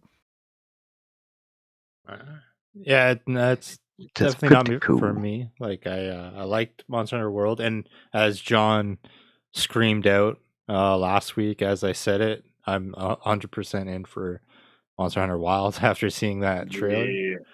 Fuck yeah! But yeah, no, like I'm super hit or miss when it comes to mobile games. It usually has to be something like I really am connected to, like nostalgically. Like I think that's what worked for Pokemon Go. But it's cool, and I'm glad all you guys are having a good time with it. Uh, any final thoughts before we move on? I put my That's phone in my mouth. That's my referral code. So if anybody watches and downloads the game, please use that. So I can get J6WCKW2K. Yeah, I think you both get stuff, right? You said yeah. like you and the new user get free Yeah. stuff. Right. Next up we got Eiyuden Chronicle 100 Heroes. Mark, how'd the journey go? So I haven't actually fully finished it yet. However, the game, like I know I'm right at the end of the game because like I did look up just to make sure I didn't miss anybody. Because like there's only like 2 heroes you can miss, and it's like it. Granted, like you would have to be very ignoring of like all the stuff in the game to miss them. The only reason why I didn't miss them was because like every time a new person popped up for Baba, I'm like, well, I have to find them, or at least know that I absolutely cannot find them until I progress a little bit. So I would just kept on doing that, and then one of the guys is like, "Yeah, make sure you get this before you do the final mission, or else you will have to replay the game in order to get all 120 heroes." I'm like, "Well, good thing I didn't do that because I wouldn't have replayed the entire thing again." Well, it it's not that the game's not fun. It's just there's a lot of tedious parts. Going through it once is definitely going to be very satisfying. Platinuming it is going to be very tedious because there's some of the games that you have to play, and like the card game's pretty fun. But the problem with the trophy for that is you have to beat every single hero in it, and there's 120 heroes. So you have to beat 120 people at this game. And there's like no fast forwarding through like the slow animations or stuff like that. So that's a little bit annoying. And then there's the egg races, and like you have to beat every single egg race. Then like each race you do with an egg, you can upgrade it, but it can only do so many races, and then you have to retire it, and then like you can breed two eggs together to make like a stronger one. But in order to do that, each egg has to have done all the races. So it's like there's 46 races you have to do, but like you're probably going to have to do way more than that in order to get the good eggs in order to do the race. So it's just like the game's a lot of fun. The platinum is going to be very tedious. I mean, I'm going to try and get it because I enjoyed the game so much. But yeah, like the story in itself, like the actual like important gameplay aspects, have been very very fun. Uh, Near the end of the game, you unlock this area where you can kind of power level your characters like crazy, and like that's been fun. So I'm going to get everybody that I'm using to 99 before I go into the last bit and just absolutely decimate the final bit. But yeah, the game is really good. I've enjoyed almost every single aspect of it, except for some of the tedious side games. The art style still, like throughout the game, was a lot of fun. There was actually one boss which I really liked how they do it. So like, you have all your characters, and they're all like the 2D sort of like old school sprites in the game, like in like an actual kind of like detailed world. And then like as like in there, like you have the some of the boss monsters are actually like 3D modeled in there. And one of the bosses, I think you would appreciate it, Anthony, specifically. It was a very nice boss fight. Was like it The enemy was 3D modeled, and then like you have all your guys who are 2D modeled, and like it's very funny when you're fighting them, because like you'll hit the boss, and then they'll like react and like jump around and stuff like that, and your 2D guys are just sitting there just so the game's been a lot of fun. The only thing I have to gripe about is the mini games could have a fast forward function through a lot of the like boring parts, because like for the races as well, there's nothing you can actually do for the race besides watch it. And so like each race, sometimes like it'll take like a minute long, so like you're just stuck there watching this race for a minute, and you can't fast forward through it or skip it when it's like there is kind of a predetermined result because you're not actually involved in the process of the race. But all the rest of the game is pretty fun, so I really enjoy it, and anybody who's been thinking of playing it, I would definitely recommend it. Just know that if you want a platinum grind, it's definitely going to be a grind. All right. All right. Yeah, I had an interest in it, but as soon as you said grind, I don't know if that's the type of game I'd be willing to put a grind in for a platinum. And usually that is the enticing thing for me to approach a game that's kind of out of my comfort zone. I mean, like literally every other trophy is fine except for like two of them. Two of them, it's just like those two. I'm just like, I don't know. We'll see when I get there. All right. I know the last time we talked about this, Sean wanted to get his Beyblade on. Did you end up picking it up or nah? No, I just didn't have time. It'll definitely be a purchase of like I have nothing else to play. It's on sale kind of thing. So, I mean, I'm interested. Like everything I've seen looks great, but definitely not at the top of my to-do list. So Right. And I know, Anthony, you have a copy sitting at home. Has it entered your PlayStation or still not? It's installed. I'm just procrastination because I want to play it on the portal. I just got to switch my internet, and which is literally just a matter of making a phone call, and they'll book an appointment to come and do do the thing.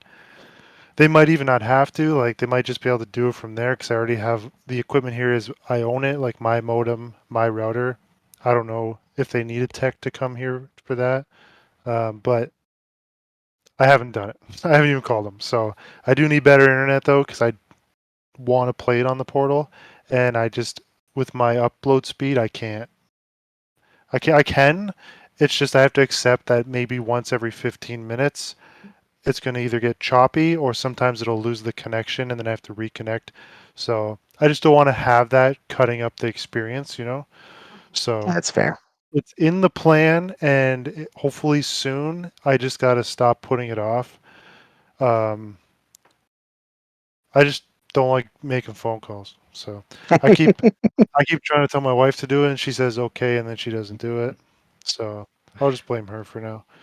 But yeah, All right. I am looking forward to it though. I keep seeing clips online and the art style and like the fights, like it's a mix of nostalgia from like when I played Suikoden, but then it's its own thing because I haven't played a game of that type yet. I briefly played Octopath Traveler 1, but I didn't vibe with it at the time. I don't know if I would now, but I only played for like 40 minutes. So this would be my first game in that kind of graphical space of whatever they call this, like 2D, 2.5D, I don't know, whatever it's called. So, yeah. John, where are you at with this game? What are your thoughts? As much as I'm interested, I just don't have time for something like that right now, especially because I have every time I get a new game, my other games go on my back burner, and I feel like it's a waste. Like I just downloaded Final Shape, so that's gonna take some time. Um, Yeah. as we'll talk about soon, Paper Mario. I'm not quite done yet. Um, yeah, no, I'm gonna pass on this one. Maybe one day it'll end up being free on PlayStation or something, and I'll end up getting it. Honestly, I definitely see that happening because like it was on Game Pass, so like you never know. Eventually down the line, it hits the catalog or something. So next up, we had Summer Games Fest this week, or Summer Game Fest. I think that's actually how it is pronounced. Sean, you've been hyped about this, so I'll let you start us off with it. yeah, I'm super hype about Summer Games Fest because there was a lot on there that I really enjoyed that I wasn't expecting, and yeah, I mean, I've made a list of things that stood out to me. I think first and foremost, we have like right off the top of the show, we had this game called Cuff Bus, made by the guy who made Choo Choo Charles, and essentially it's just like a prison break game, like a co-op prison break game that looks really goofy and fun with a lot of bouncy characters. So excited for that. I had my heart broken in 2. We saw more of Metaphor ReFantasio, which looks incredible. They showed a little bit more about the systems and stuff and how when you change your job class, you turn into like a legendary hero, and they showed more of those heroes. And they also showed off Sparking Zero, and those 2 games are being released on the exact same day. So yeah, good on them. 2 games I really want to play on the exact same day. So that's pretty exciting. And then we have the movie studio Blumhouse coming out and announcing that they're creating a studio and just pumping out a bunch of horror games within the next couple of years. And we had some classic looking horror games as well as some AAA looking horror games, and really they kind of stole the show when it came to like the horror genre because it looked like they have a little bit of a mix of everything, and they seemed really passionate about it. And then we got a preview of Power Rangers Rita's Rewind, which looks like Shredder's Revenge. It's by Digital Eclipse. And it looks incredible. It's just like a retro beat 'em up with different like there's a first person Megazord mode and stuff like that. So that looked really cool. Pretty pumped for that. I was kind of disappointed. So I think it was 2020 or 2021. Game showed from the original creator of Silent Hill called Slitterhead, and it looked like this cool kind of Japanese-inspired horror game.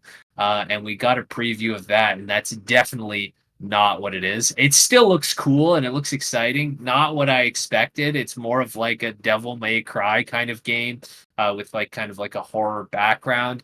I might still play it, but I don't know. The next thing I was going to talk about, I'm going to save that for last because it's hilarious.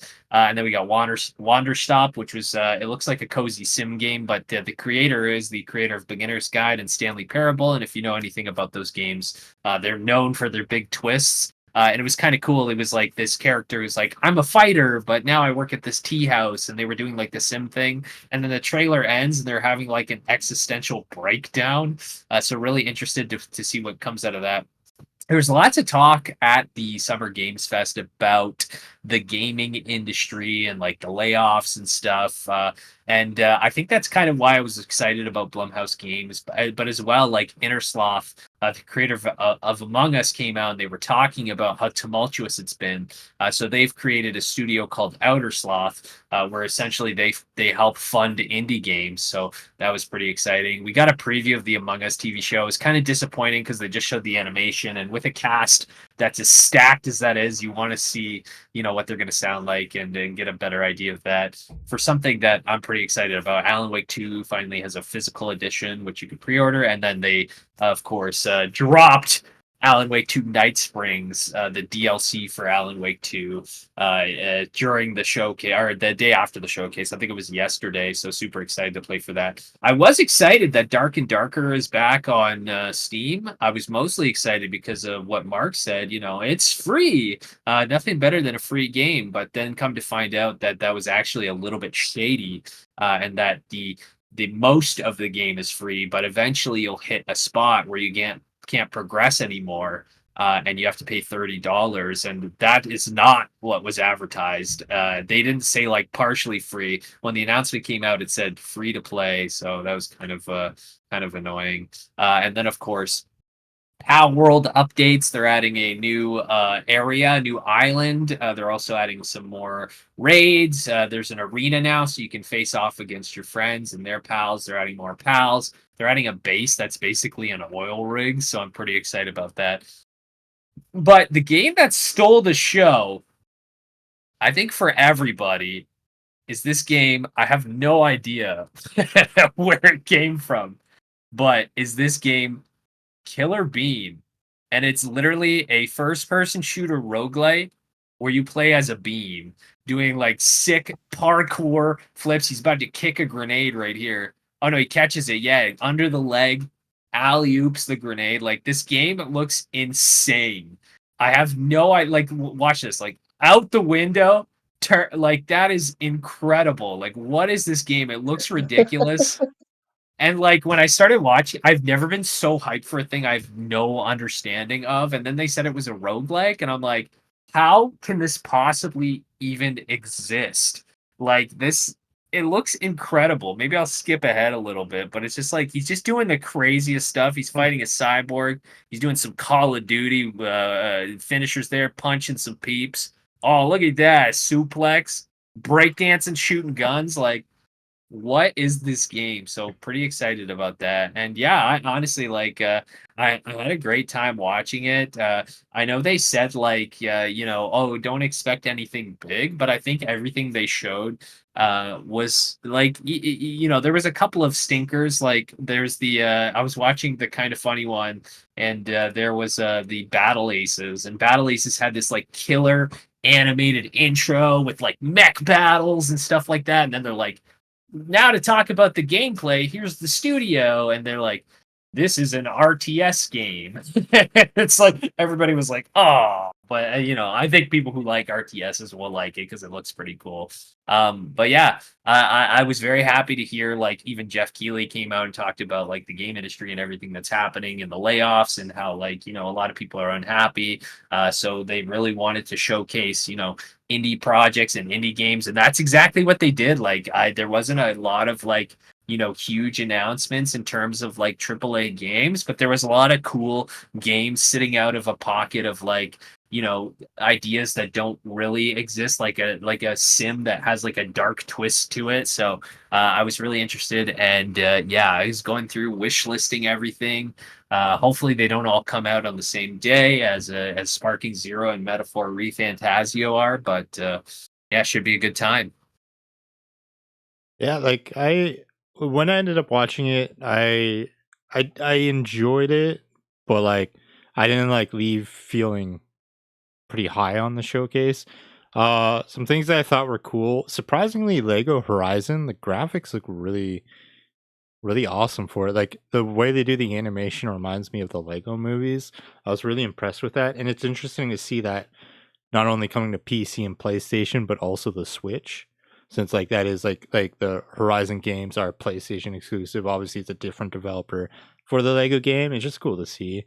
So I was happy to see some more Star Wars Outlaws. I'm looking forward to that.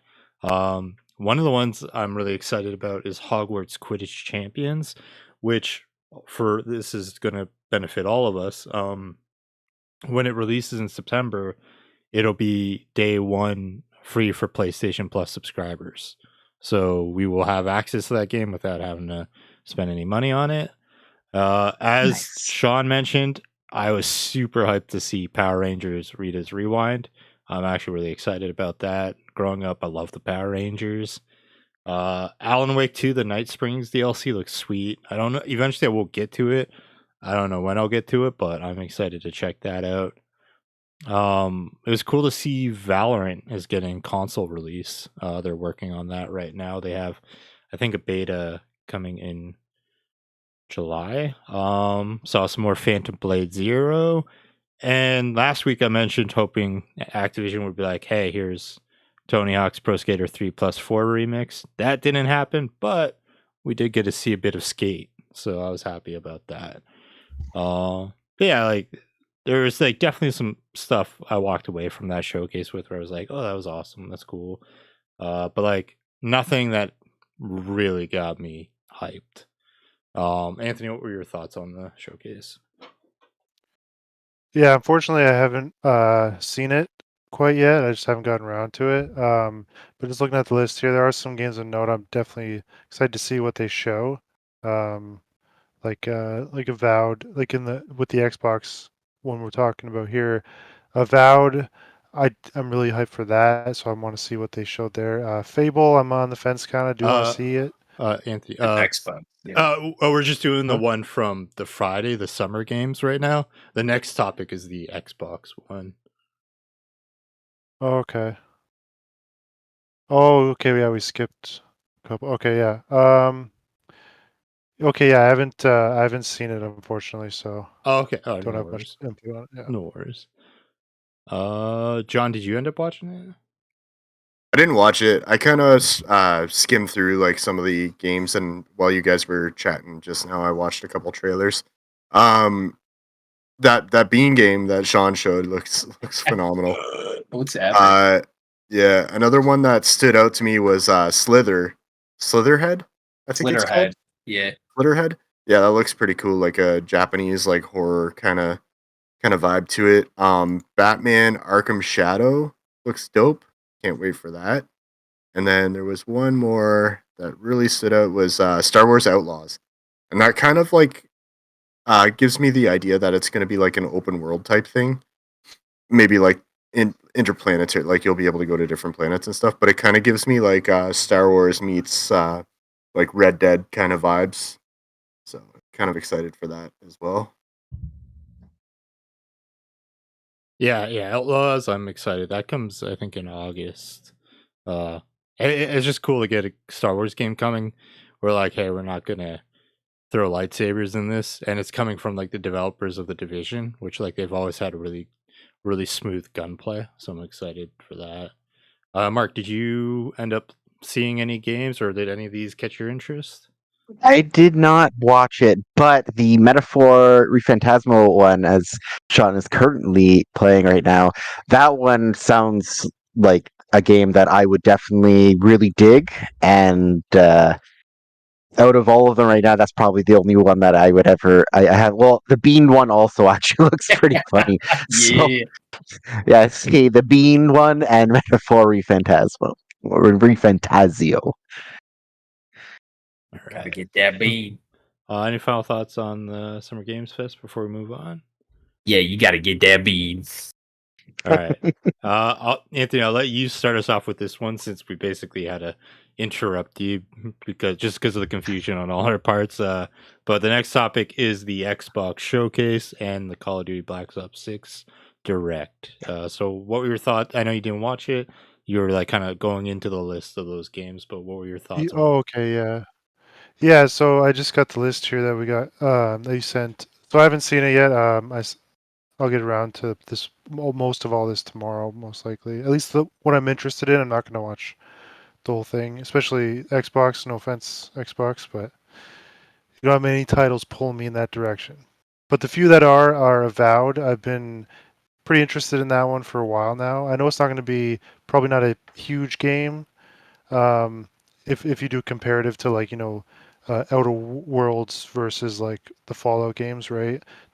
The scaling was a bit smaller, but I am excited for it. So I'm excited to see what they show there. I'm not sure what this Dragon Age: The Veilguard. No idea what that is, but I love seeing the name Dragon Age there, so I'm gonna check that out.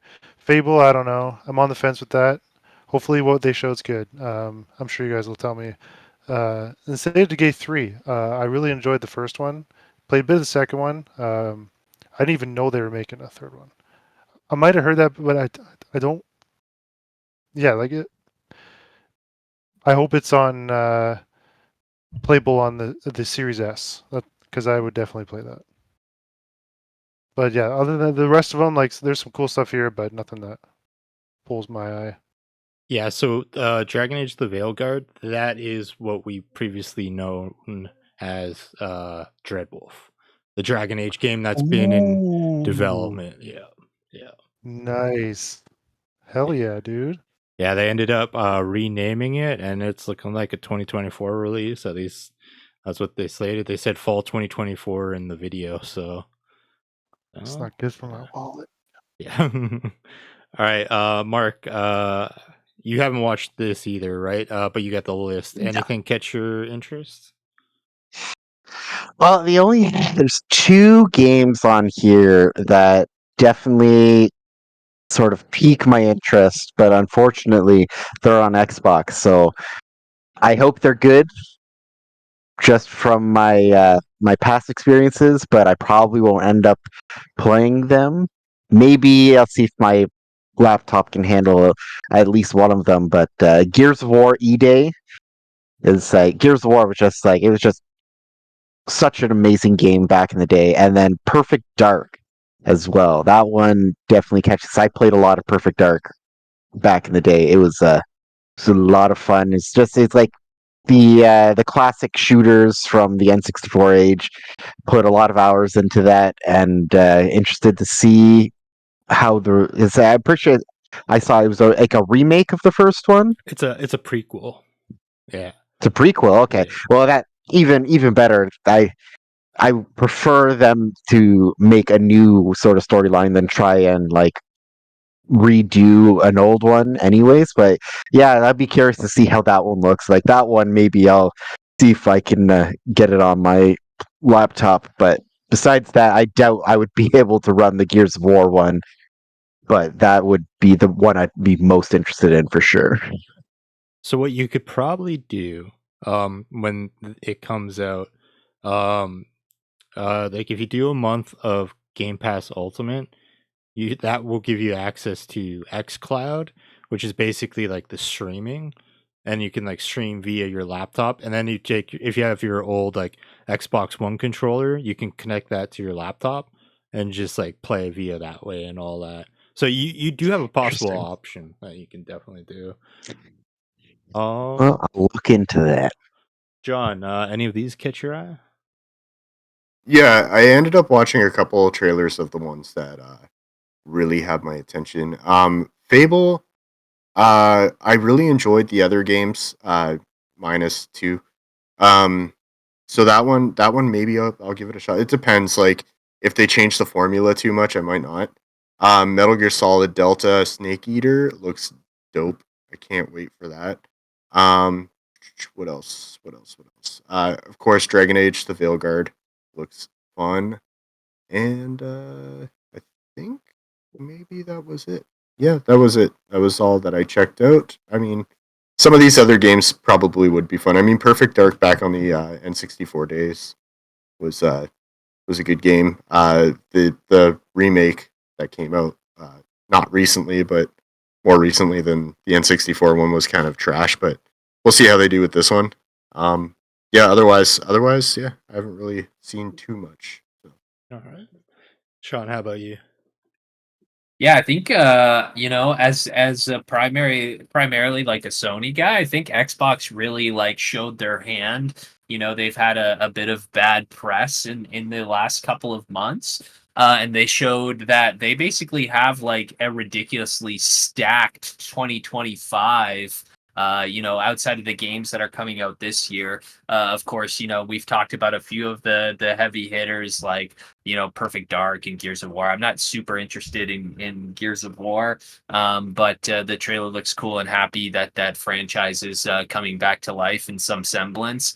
We saw a new Doom game that's coming out that looked pretty sick. Starfield is getting some DLC, which is interesting. Like I wasn't a big fan of Starfield, but I know there's a lot of people out there who enjoyed it, and they've added a bunch of stuff today. So a lot of cool stuff, and hopefully, whatever they're adding adds a lot of value to the game. The games that stood out specifically to me, personally, I mean, obviously loved seeing Metal Gear Solid on there. Was hoping for a release date, but unfortunately, we didn't get anything there. I thought Fable looks pretty silly and pretty cool. I'd like to see more of like how the gameplay goes. We saw a little bit of gameplay, but not too much. And from what I saw, it looked pretty cool. Two of the standouts for me, Exhibition 33, which is like a realistic looking turn-based combat game. It's an RPG, and it's Ben Starr, the guy who does Clive for Final Fantasy 16, is voicing the main character. And the way that they showed it, it looked pretty cool. Like there's essentially like this evil girl, and she changes this number from 34 to 33, and essentially everybody who's the age of 34 dies. So 33 immortals are going to stop this process from happening so they don't have to witness any more of their loved ones die. And then the next one was swamp, or no, South of Midnight, which is like kind of looks like claymation. I think the animation was super interesting, and the way they presented it. I'll skip forward a little bit here. Like it's kind of like a stop motion thing, but it's actually like an action platformer game that looks pretty cool. I hadn't heard anything about this. I actually don't even know what the studio has made in the past. Looks pretty cool. Of course, Annapurna coming back with another solid looking game in mixtape, which kind of just looks like a collective of like 80s moments set to like a really solid soundtrack. But I think the standout of the presentation is we have a confirmation of the next big character in Call of Duty Black Ops 6 Zombies, and that is, of course, my man, Bill Clinton. Bill Clinton confirmed going to be in Call of Duty Black Ops 6. You could play as Bill Clinton. Of course, Monica Lewinsky is his main gun, his main use in combat. So super excited about that. So excited to see our boy Bill get back in action. I don't know if anybody heard, it was part of the Call of Duty showcase afterwards, and then there was some chatter, but Call of Duty Black Ops 6 Zombies is going back to like a conventional kind of zombies. They showed off some of the weapons that look pretty cool. It'll launch with 2 maps, which is pretty exciting. You can load in with any operator you want, but they do have the 4 main protagonists there as well, which will kind of flesh out more of the story. And of course, I actually, just disclaimer, I don't think Bill Clinton is in Zombies, but if he was, they did show Bill Clinton in the trailer, so I was like, confirmed. zombies. Yeah, I'm excited. Also, we got some Sea of Thieves DLC, which is pretty cool for us. So yeah, honestly, I personally think they knocked it out of the park. Like, excited to see, when these games come to fruition, if they're as good as they look. But hats off to Xbox for just killing it with their showcase, and hopefully, this puts them, in competition with Sony, as we haven't seen in the past couple of years since release. So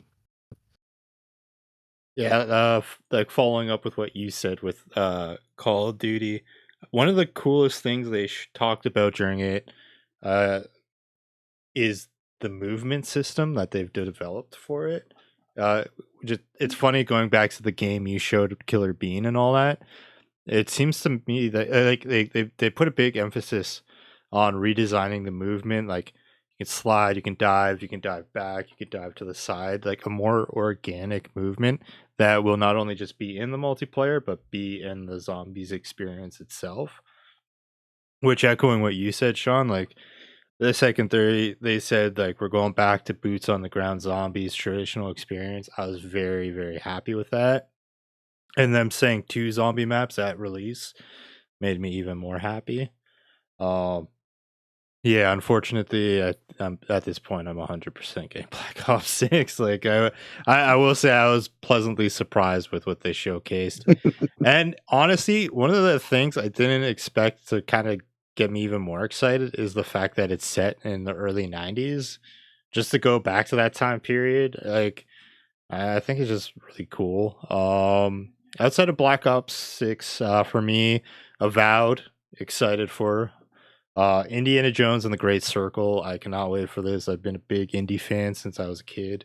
It was like my go-to movie to watch all the time, mainly because of the pit with the snakes. yeah, I was too young to understand what Nazis were, but I was just like, there's snakes in a pit. Let's keep watching this. And you were on the opposite side where you were like cheering for the snake. You're like, yeah, fight! I just can't wait because it's going to get really interesting with the introduction of Nazi snakes in this Indiana Jones game. And in Black Ops 6, Yeah. confirmed Nazi snakes. Led by Bill Clinton. It's going to be really interesting. Age of Mythology Retold. We talked about this a while back. Getting to see footage of it. It looks beautiful. Brought back a lot of nostalgia. I'm excited for that. Gears of War E-Day, I'm excited for, but I'm also really hesitant for it because, Mark, going back to Gears of War 1, if I remember correctly, when Marcus and Dom meet up with Baird and Cole, prior to that, they never really met, right? I think. Maybe they did. It's been so long since I've properly played through that game and like with the story. I think they knew each other beforehand, but it was like it was like an old war buddy sort of relationship. Okay, all right. Then Because like yeah. Marcus was kind of like retired at that point in time, I think, sort of deal. He was in prison like for I war could be crimes, I misremembering think, it. if I remember. Because you Yeah, break him so out of like jail. Yeah. yeah. And like you don't go and break somebody out of jail that you have absolutely no connection with, right? Well, it was Dom who broke him out of jail, and then they met up at a point to like provide backup for Dom and Baird and Yeah, well, I mean, like I don't know about the whole Yeah. Dom and Bear. I mean, like the Bear thing, but like I'm pretty sure like the relationship with Dom was definitely before Oh no, the. yeah. Dom was 100. I was more so asking about Baird and Cole because that's my worry right there. Baird is my favorite character, and judging based off how I remember the story, they won't be present in the story at all, which kind of worries me. But I understand it. Well, I mean, we'll find maybe it'll be like two separate storylines things where like you True. follow Marcus and Dom and you follow like Baird and the other guys. That's true. You're like, Maybe we'll see all the Carmine brothers come back. yeah,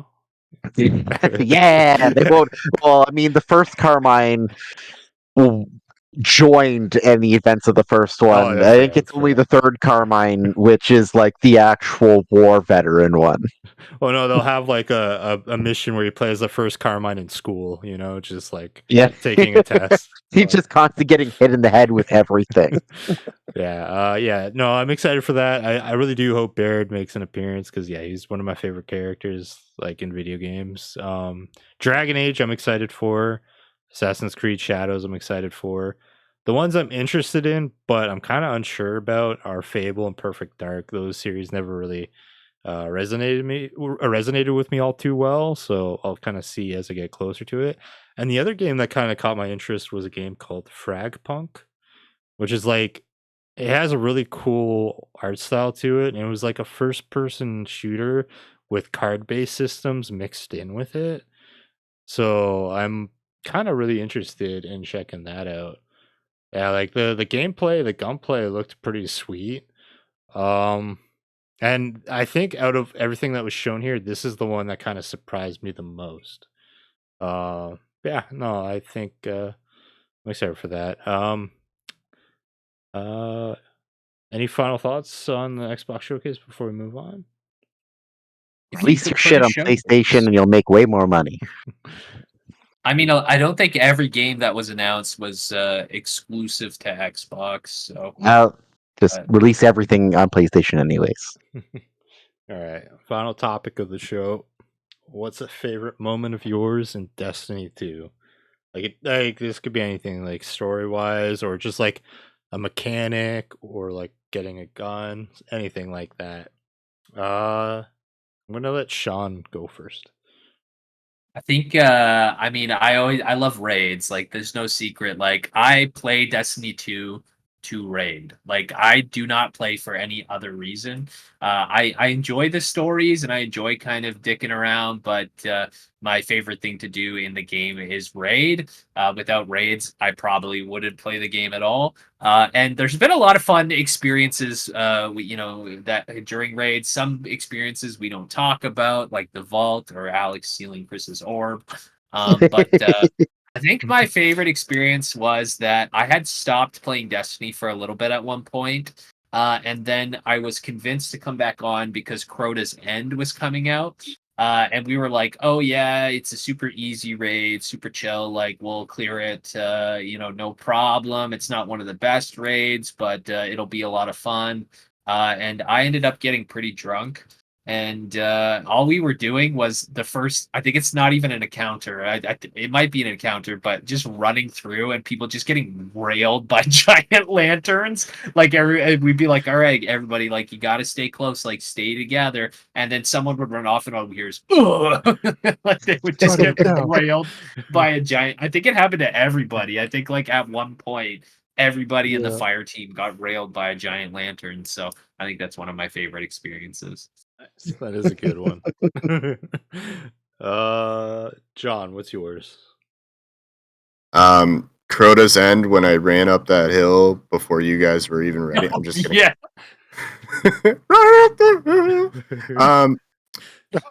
I'd have to say, you remember that now, Anthony? Yeah. Probably when we finally finished the Leviathan raid. I had woken up late when we did it the first time, and we ended up spending about 8 hours on it without without even scratching the surface. I think we were in the garden, right? We were stuck in the bathhouse. We Yeah. didn't know what to do. Oh yeah, bathhouse. Yeah. But yeah, no, finally defeating Callus after that whole debacle, and yeah, that was a good time. Yeah, there is something to be said about raids, and like when they present that difficult challenge, that moment of when you get that clear, it's like one of the few things I find you can't really beat, like in a feeling. Anthony, what is yours? There's lots to choose from. The one I think I'm gonna go with, and it was purely as a spectator at the pinnacle moment, was me, Alex, and Chris were running a Grandmaster, and it was the one where you fight a servitor at the end where he has mini ones that shield him, and you have to take them out. Shield goes down. I forget the name of the strike, but we were down. It was one of two things. Either we had ran out of revives, or we hit the timer end where it takes all your revives. So you basically your next death is your last one. We had no revives either way. Me and Alex go down. The boss has like I think a third of health left, and Chris, as we watch him, not only survives but he kills the boss solo. Like It's the awesome. rest of the phase, and we were just like that moment. As soon as you see him down, we're like, oh, like yelling at the mic. Like it was awesome. I remember that. I had to put my controller down after that because I was just like, jeez. Because like, yeah, that is, I think, the Devil's Lair. I think that's the name of the Yes, that's strike. it. And that Yeah. was like early on in our experience. At least my experiences with Grandmasters, like we weren't too seasoned at that point with them. At least, again, I'll speak for myself. I wasn't too seasoned with them at that point, and it was just amazing to watch that take place. Yeah, because I had like no special ammo. I had no heavy ammo. All I had was the what's the name of the exotic auto rifle that can shoot grenades? Quicksilver. Yeah, Quicksilver. So Quicksilver. I did that whole fight with just the Quicksilver. But that back then, like the grenade launcher was like OP as fuck. Yeah, no, Yeah, I for remember that. No flashbacks. Mark, how about you? Yeah, this is a hard one because like me and you specifically, we never stopped playing really. There's only been a couple of seasons that I've kind of bowed out from, but like trying to pick just a singular moment out of all that stuff is difficult. Like raiding with you guys always was so much fun. I like as John said, like our first go through with Leviathan raid, even though we did not do well, it was still so much fun. Even though we were stuck on the same encounter for like 4 hours and never even got through it. Uh, then just like, oh man, yeah, like the time where like it was pretty much just me and you playing, Chris, and like we were doing the Nightfall, like the older versions of the Nightfalls, trying to grind out that one weapon, the duty bound, and we spent fucking almost a week of doing this. Like it got to the point where like it was just we were going through this strike, well, this nightfall with muscle memory. It's just like, yeah, go here, like, oh, just enter this door, super, clear out these guys, blah blah blah. Like, oh, we get here, and it's just like it was just muscle memory at that point. We finally get this. We finally get this gun. It was an awesome gun, amazing. Not even like a couple of weeks later, it was pure hot garbage because they just pulled out the new weapon system. It's like, oh, this weapon you grinded for, yeah, it's not worth anything anymore because all this base level shit you can just find on the ground is now better. Yeah, just like it's hard picking just one, but like that, my favorite experiences are just raiding with like we get a nice group to raid with. We're all just chilling, just going through, having some good times. Counting to Uh, Chad. Yeah, counting to Chad. Yeah, that's forever a thing for us now. Yeah, it's just overall the experience has been a lot of fun. So, but like just in general, just to pick one topic, I would say just raiding with all you guys. Yeah, I remember. Yeah, that night when we grinded like for that auto rifle was ridiculous. And yeah, like for context, what Mark said, that was like 2 weeks before Forsaken launch, which, as Mark said, like the weapon system changed. Prior to that, weapons would drop with like I think like one static It was perk. just one thing. Yeah, one It's just static this is perk. what the weapon was. Yeah. And then when Forsaken came out, it had the two perks that were random rolls. So like the system was far better. So yeah, like that gun was like absolutely useless. But as for mine, uh yeah, when I was like thinking about this, I did think about like a lot of raid moments, like a lot of strike moments. But I think my favorite moment, so leading into Forsaken, one of the things that excited me most about the DLC and like the events leading up to it was an introduction of something. And it was like it was basically it revitalized my energy. It was just like, so I remember playing Forsaken and the subtle calamity dropping, which was one of the 2 bows you could get in the game. It was a void bow, and like as I showed you guys in the thing there, it's still, even though like it got sunset and I deleted it like 2 years ago, it's still up there as my most used weapon for kills in the legendary slot for energy ammo. But I just remember like using that bow for the first time, and just how Bungie was able to make bows feel so good and just fun to use. Like I played a lot of games previously that really had good bow mechanics, like say like Tomb Raider and all that, but nothing has felt as good as how Destiny feels with like the bow and arrow and all that. And now that weapons have become unsunset, I hate myself for dismantling that subtle calamity because I miss it. You never dismantle it. You shove it all in the vault and you let it wait. I should have.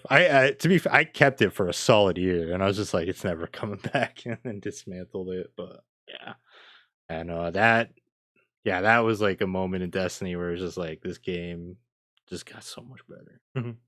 But yeah.